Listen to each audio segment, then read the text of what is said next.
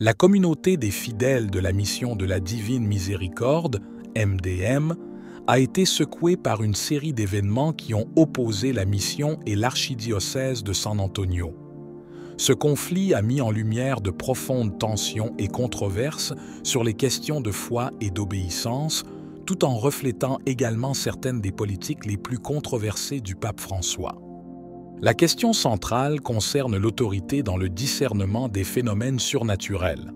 Selon le nouveau règlement du Vatican de 2024, ni les évêques diocésains ni les conférences épiscopales ne déclareront officiellement que ces phénomènes sont d'origine surnaturelle.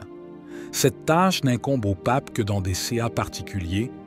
Cet équilibre délicat entre ouverture et prudence a été mis à l'épreuve dans le CEAS du MDM, où les messages prophétiques et les prétendues révélations divines se sont heurtés à la résistance et au scepticisme des autorités ecclésiastiques locales. La situation est devenue particulièrement tendue après que l'archevêque de San Antonio a émis une série de décrets contre la mission, affirmant que les messages diffusés contenaient des affirmations scandaleuses et de fausses doctrines.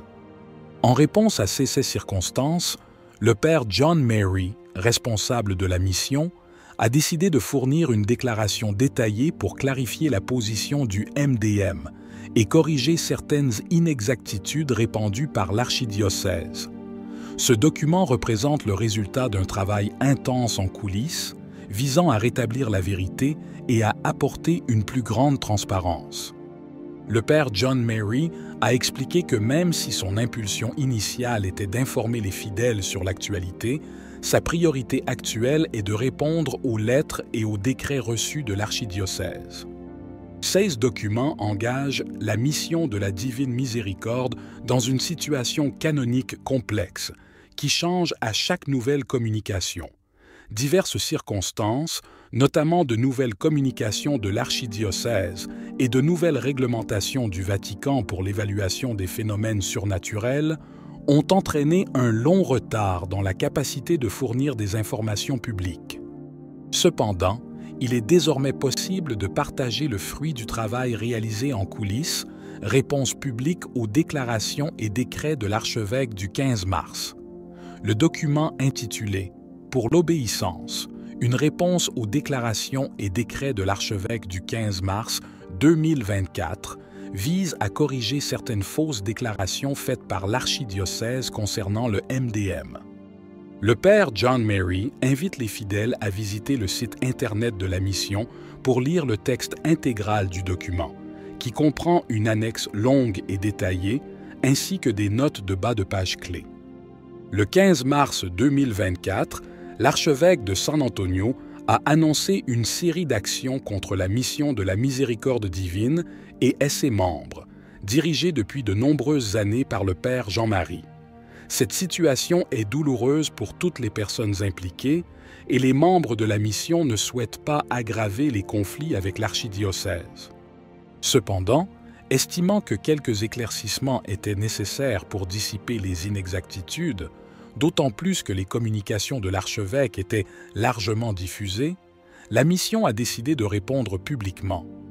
Dans la déclaration de l'archevêque, il a été déclaré que la seule condition requise de la mission de la miséricorde divine était de s'abstenir de publier de prétendus messages prophétiques jusqu'à ce qu'ils aient été examinés pour s'assurer qu'ils ne nuisent pas au peuple de Dieu.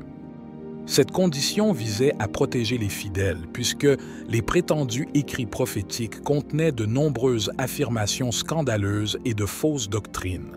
Cependant, le père John Mary souligne que cette conclusion est inexacte pour 3 raisons principales. Tout d'abord, la mission a présenté un rapport détaillé sur les charismes et messages prophétiques vécus par certains de ses membres. Deuxièmement, l'archidiocèse n'a jamais procédé à un discernement sérieux et opportun des messages reçus, ni n'a jamais mené d'entretien formel avec sœur Amapola. Troisièmement, l'archidiocèse n'a jamais mentionné ni fait allusion à des affirmations prétendument scandaleuses ou à de fausses doctrines dans les messages précédant leur publication cette année. Quelques mois après les premiers messages reçus de sœur Amapola, la mission en a informé l'archevêque et a demandé une réunion qui a eu lieu le 7 avril 2017, au cours de laquelle de nombreux exemples de messages ont été fournis. L'archevêque a aimablement reçu les exemplaires préparés pour lui, mais n'a exprimé aucun intérêt à en recevoir d'autres, précisant que les messages n'étaient pas destinés à être publiés. En 2018, la mission a répondu au questionnaire de visite de l'archidiocèse, présentant un historique détaillé des charismes prophétiques et de nombreux autres exemples de messages, totalisant plus de 280 pages. Malgré cela, aucune évaluation sérieuse n'a été réalisée par les évêques. Concernant l'absence de processus de discernement, le père Jean-Marie déclare qu'il est important de discerner à la fois quand Dieu parle prophétiquement à travers quelqu'un et quand quelqu'un prétend faussement recevoir des messages prophétiques. Malgré la pertinence des messages, l'archidiocèse n'a jamais entrepris un discernement et une évaluation sérieux des messages et du messager. Il n'y a pas eu de réunion significative pour discuter des messages, et les évêques auxiliaires n'ont jamais proposé de s'engager dans un discernement sérieux. Ce manque d'intérêt est inquiétant, étant donné que la demande émanait d'un des prêtres de l'archevêque, possédant des dizaines d'années d'expérience en la matière. Enfin, en CE qui concerne l'absence de contenu problématique, toute impression selon laquelle la mission était au courant d'affirmations prétendument scandaleuses ou de fausses doctrines contenues dans les messages est incorrecte et non étayée par les faits.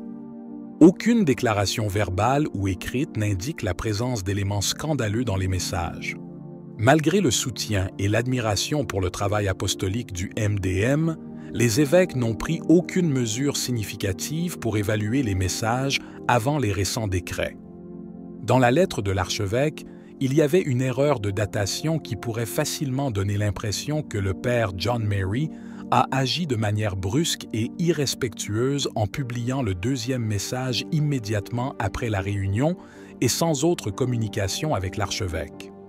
La lettre indique que le 28 février 2024, le révérend Foster a publié un prétendu message prophétique d'un membre de la communauté de la Divine Mercy Mission.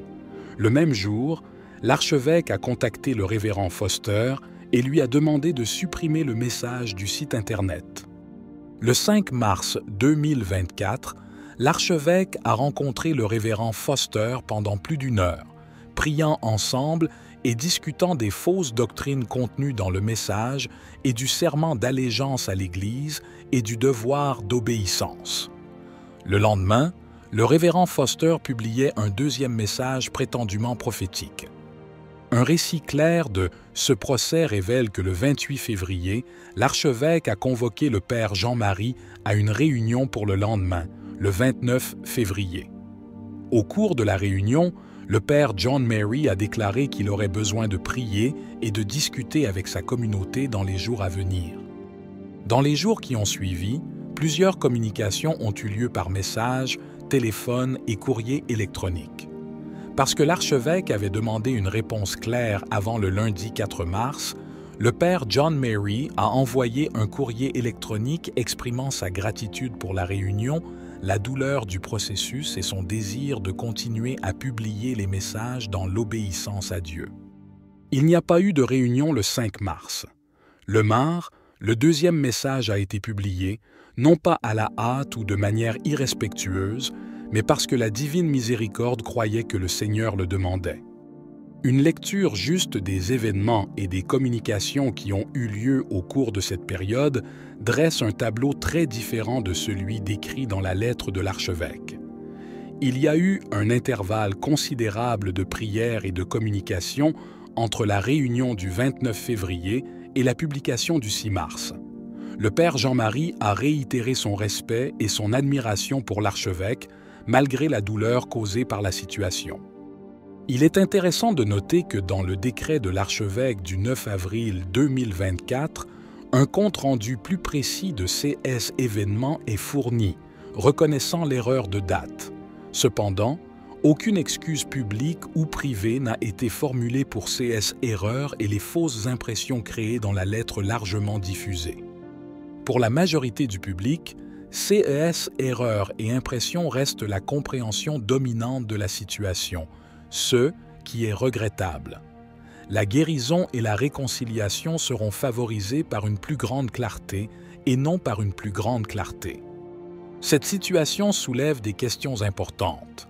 Est-il juste que seul le pape puisse déclarer le caractère surnaturel d'un phénomène? Les croyants devraient-ils avoir la liberté de croire à ces phénomènes sans déclaration officielle? Si vous avez aimé la vidéo, commentez « Amen ». Que Dieu te bénisse